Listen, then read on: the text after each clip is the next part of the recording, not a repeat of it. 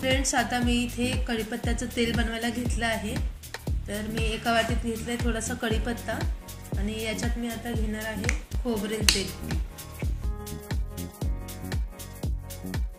अर्धी वाटी। मी तुम्ही आता मिक्सर मधून काढून घेणार आहे, म्हणजे याची आपल्याला बारीक पेस्ट करायची आहे। आणि ही पेस्ट करण्यासाठी आपल्याला याच्यात अजिबात पाणी घालायचं नाहीये। जे आपलं तेल आहे घेतलेलं त्यातलेच 2-3 चमचे मी याच्यात टाकणार आहे, म्हणजे व्यवस्थित याची पेस्ट बनेल। हे पहा फ्रेंड्स, अशा प्रकारे मी क्रश करून घेतलेला आहे कढीपत्ता। तुम्ही डायरेक्ट पण टाकू शकता, पण त्याचा जो रस आहे तो तेलामध्ये व्यवस्थित मिक्स होण्यासाठी आपल्याला थोडंसं क्रश करून घ्यायचं आहे, म्हणजे छानपैकी आपलं तेल बनणार आहे। आता याच्यात आपण आधी तेल घालून घेऊया।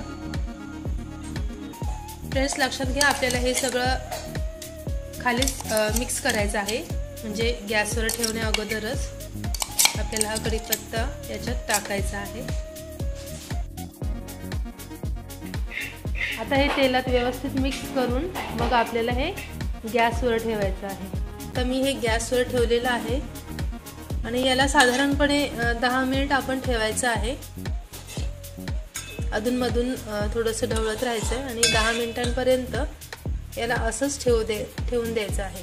लक्ष ठेवा, हे आपल्याला एकदम मंद आचेवरती करायचं आहे, अजिबात गॅस मोठा करायचा नाहीये, नाहीतर काय होईल, कढीपत्ता जळून जाईल आणि आपल्याला जे त्याच्यातून जीवनसत्व मिळणार आहेत ते पण त्याच्यातून निघून जातील। त्यामुळे 10 मिनिट मंद आचेवरती आपल्याला ठेवायचं आहे।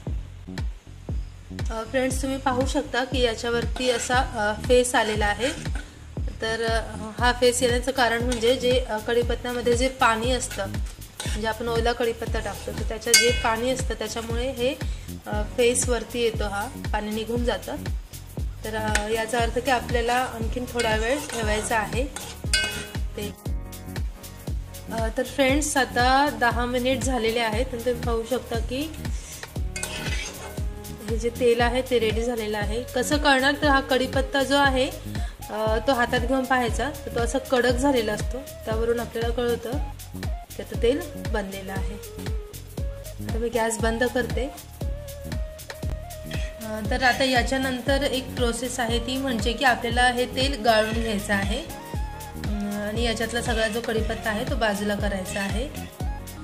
हे गाळून घेतल्यानंतर जो कढीपत्ता तुमचा शिल्लक राहील त्याच्यामध्ये दही घालून त्याचा छान एक पेस्ट बनवून घ्यायची आणि ती आपल्या केसांवर अप्लाय करायची आणि 15 मिनिटांनंतर केस धुवून टाकायचे।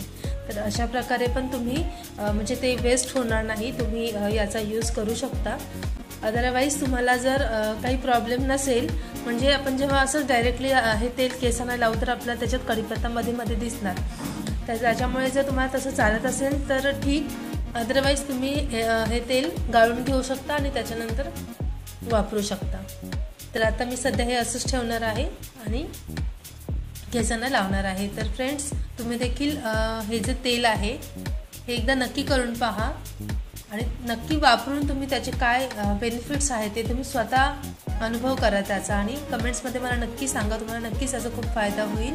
आणि महागडे आपण जे काही हेअरफॉलसाठी जे काही शॅम्पूज, कंडिशनर्स जे काही यूज करतो त्यापेक्षा तर हे कधीही बेस्ट, कारण की याच्याने कुठलेही साईड इफेक्ट्स होत नाहीत आणि त्या वस्तू ज्या आपण केमिकलच्या वापरतो त्याच्याने मे बी आपल्याला ते सूट होतं नाही होतं आणि त्याच्याने बरेच साईड इफेक्ट देखील होतात जर आपल्याला त्याचा यूज व्यवस्थित करता आला नाही किंवा नाही ते आपल्या केसांना सूट झालं तर त्याचा खूप दुष्परिणामही आपल्याला भोगावे लागतात, केसांवरती खूप त्याचे वाईट परिणाम होतात आणि हेअरफॉल कमी होण्याऐवजी आणखीनच वाढतं। तर हे जे तेल आहे त्याच्याने तुमचं हेअरफॉल तर कमी होईलच, पण कुठलाही तुम्हाला साईड इफेक्ट होणार नाही जरी तुम्हाला ते, आणि सूट होण्याचा प्रश्नच नाही, कारण की हे पूर्णपणे आयुर्वेदिक आहे।